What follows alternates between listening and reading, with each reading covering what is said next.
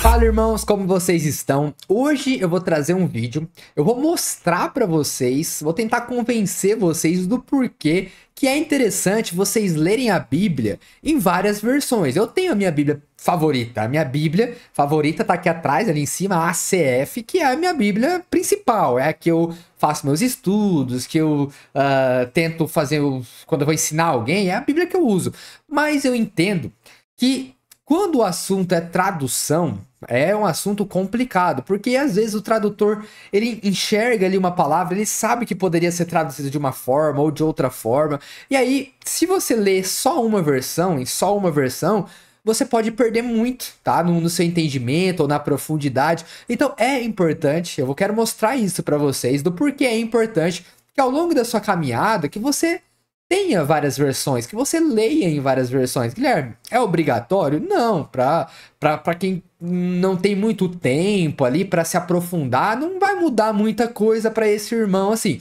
Mas para qualquer um que quer se aprofundar no entendimento, eu acho que é crucial, tá? Para mim, é porque assim, se eu falo assim, não, para mim é crucial que você tem que ter várias traduções, vocês podem me interpretar errado, né? Mas eu não acho que seja questão de vida ou morte, né? Mas eu acho que você deixa de entender e aprender muito quando você não usa outras versões, não compara. Às vezes você tá lendo uma passagem um pouco confusa, e aí você vai em outra versão, você fala, é isso, então é isso que quer dizer. Então eu acho importante que você tenha algumas versões ali disponíveis para você.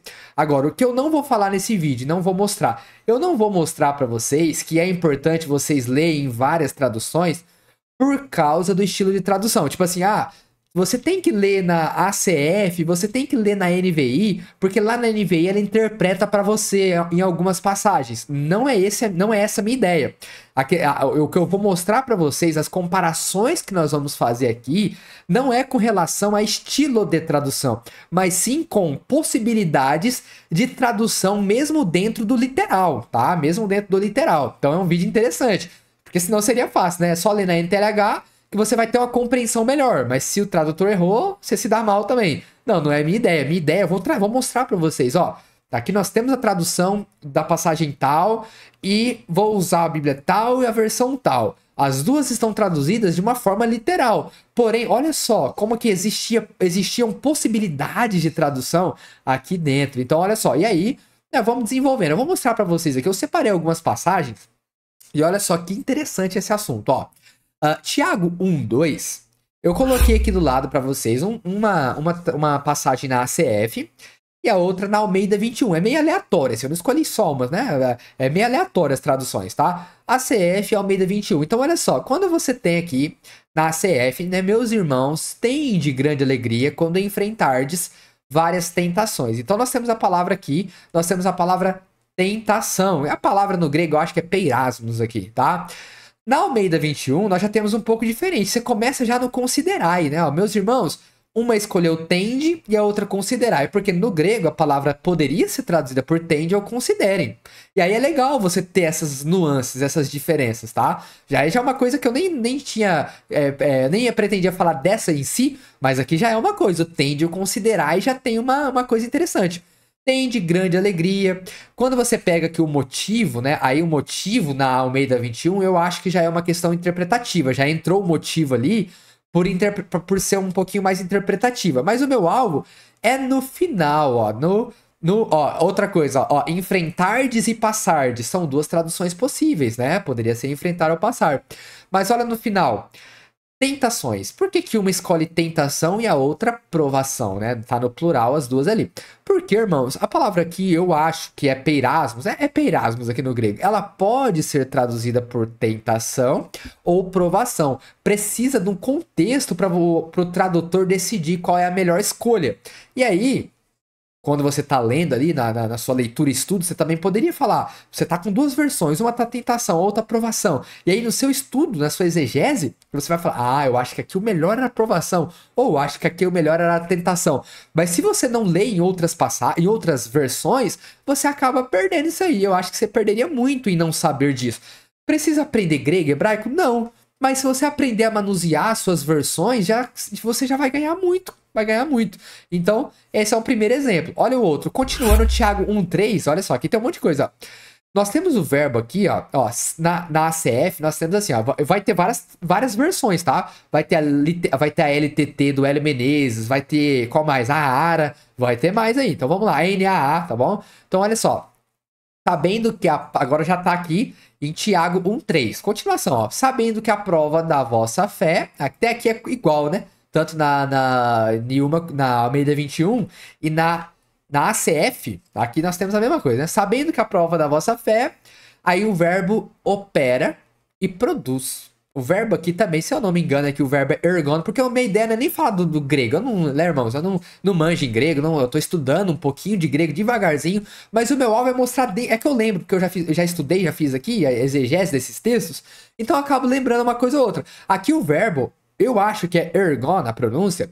Ele pode ser traduzido como produzir, ele pode ser traduzido como suscitar, fazer aparecer, gerar, como produzir, resultar em alguma coisa, né? Então, quando você tem aqui o opera, às vezes você pode ler e falar opera a paciência. E aí eu não tinha notado, né? Eu ia falar só do opera, mas o paciência também. Opera, paciência e perseverança também é outra coisa. Então, quando você pega aqui, ó, porque a prova da vossa fé opera, o verbo operar no inglês é o verbo work, que é o verbo é o verbo trabalhar, literalmente é o verbo trabalhar, operar no sentido de trabalhar como um operário, né? Então, no inglês você tem o verbo work, o verbo produzir, o verbo operar. Então, ali há possibilidades, existem possibilidades de tradução. Então, é interessante que você saiba que o operar ali seria o verbo produzir. Às vezes, o verbo operar é traduzido em algumas versões como suscitar, por exemplo, porque eu acho que a lei suscita a ira de Deus, em algumas versões é a lei opera a ira de Deus,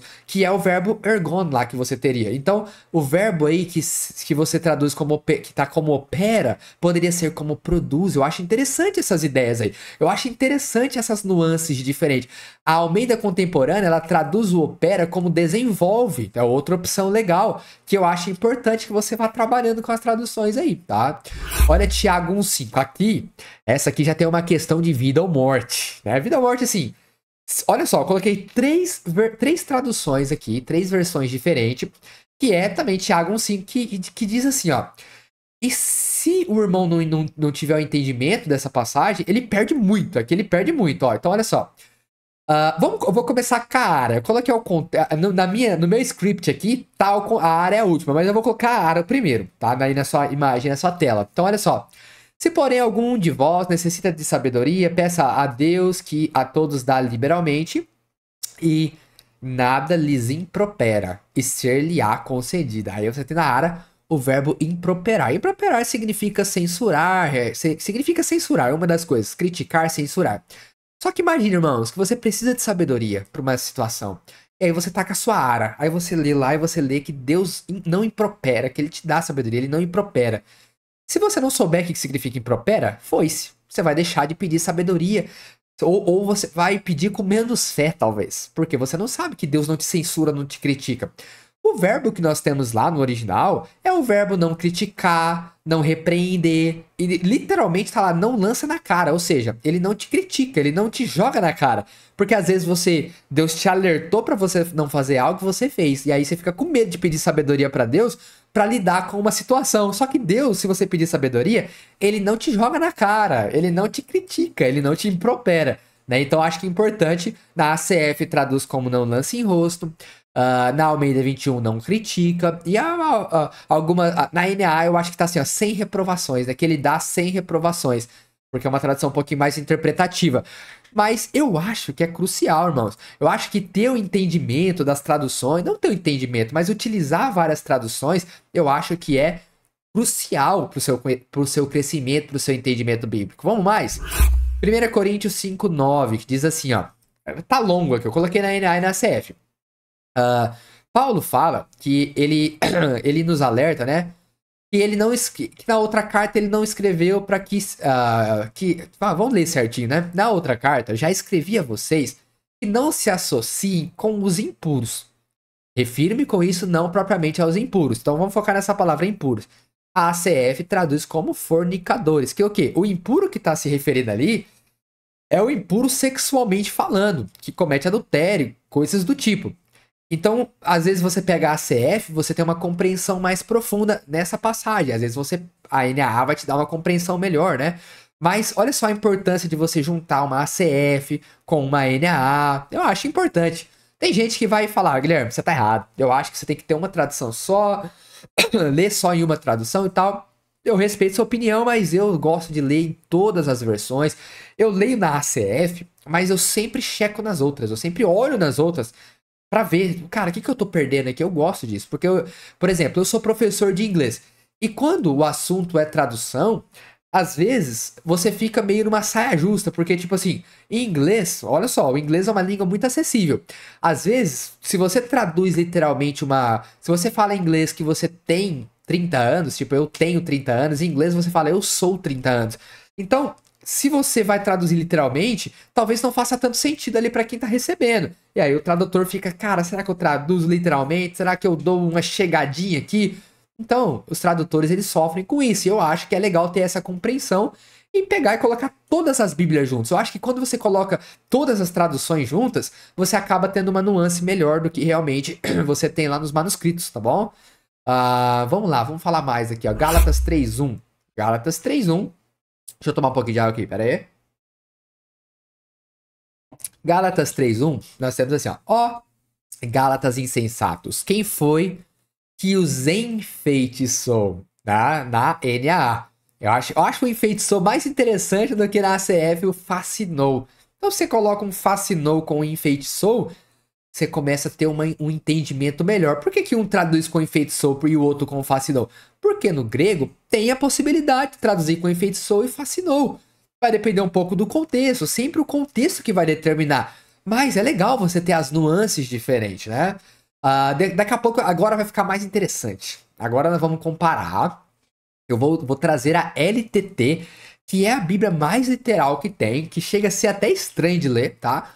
Mas a Bíblia LTT, você vai perceber que ela é muito literal. Então olha só essa questão aqui, ó. Tiago 1:1, nós temos aquela saudação, né? Por exemplo, na ACF, você tá vendo aí como um saúde, né? Talvez até embaixo na sua imagem aí, na minha tá embaixo. Saúde. Então ele vai dar um cumprimento, Tiago, servo de Deus, tal. Aí ele fecha com saúde.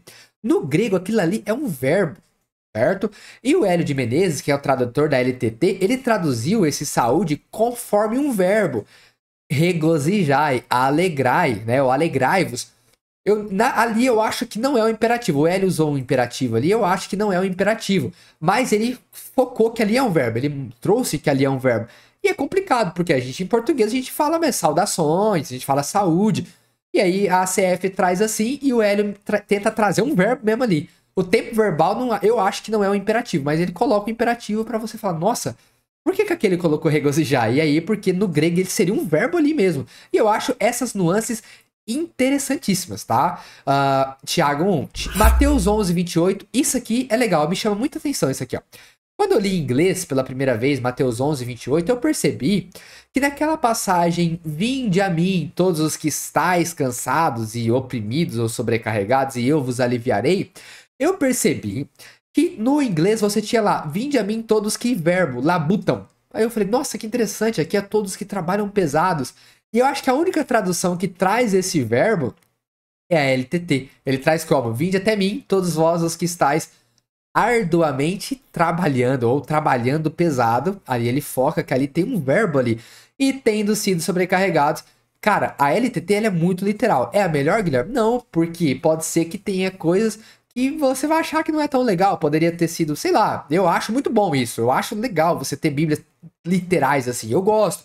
Mas dizer que é a melhor pra mim pode ser que eu não esteja colocando na balança algumas coisas aí. Mas eu acho incrível. A LTT pra mim é incrível. Eu acho que a Bíblia que mais você pode notar diferenças e realmente te fazer pensar seria a LTT.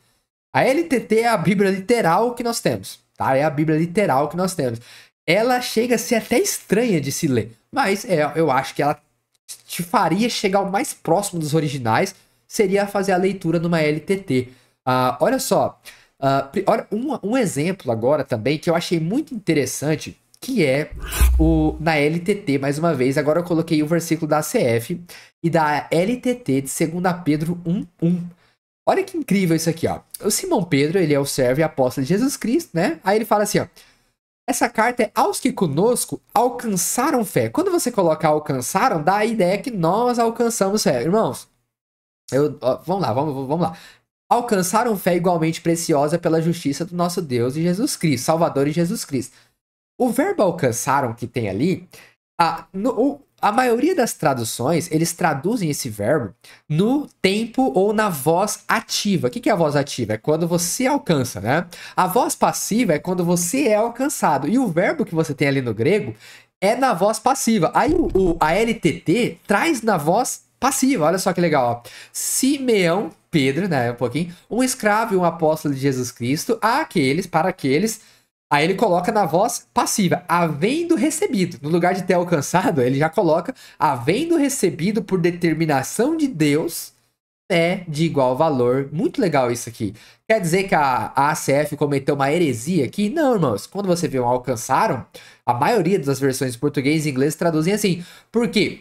Às vezes eles querem usar uma palavra só e aí dá a ideia melhor com o alcançaram. Pelo contexto todo ali você vai entender que nós não alcançamos por nós mesmos, mas que nós sim, nós fomos alcançados a fé nos foi dada, né? Nós aprendemos isso. Mas eu acho muito interessante que você tenha traduções para você fazer esse aprofundamento. E aí, eu só trouxe alguns detalhes para te mostrar o porquê que é extremamente importante que você conheça. Coloque as traduções juntas, você aprenda os porquês. Eu acho interessante isso. Eu acho que você ganha muito quando você consome todas as traduções, tá? É claro que tem traduções que você sabe que foram feitas talvez por seitas, e aí você já sabe que não vale tanto a pena, então deixa de lado. Mas das traduções que nós confiamos, eu acho que vale a pena. Você lê em outros idiomas. Cara, tem coisas que você lê em inglês que nenhuma tradução consegue colocar no português. E tem coisas que colocam no português que nenhuma em inglês consegue colocar. E isso é importante, você colocar as traduções juntas e você vai ter uma ideia melhor. Vai ter uma ideia melhor. Então, esse é o meu argumento para vocês do porquê vocês devem ler em todas as versões. Eu tenho críticas severas contra a tradução muito dinâmicas ou com traduções que trazem ali a tradução sempre de uma forma dinâmica. Porém, a minha ideia aqui não foi nem mostrar tanta dinamicidade, mas mais das opções que nós temos. Sim, tem um pouco sobre dinamicidade aqui. Eu nem sei se essa palavra existe, a funcionalidade, né? Que é quando o tradutor tenta dar uma interpretada para você. Tem um pouco disso aqui, mas o foco não foi nem esse. O foco foi mostrar as possibilidades dentro das próprias traduções mais literais que nós temos, tá? E isso aqui é muito legal. Eu espero que esse vídeo possa ter aberto aí a sua mente e que você, a partir de hoje, comece a consumir mais sobre tradução e aprender mais sobre tradução. Gostou do vídeo? Deixa o seu like, se inscreva, deixa um comentário aí. Vamos continuar a conversa nos comentários. Eu vejo vocês no próximo vídeo. Até mais!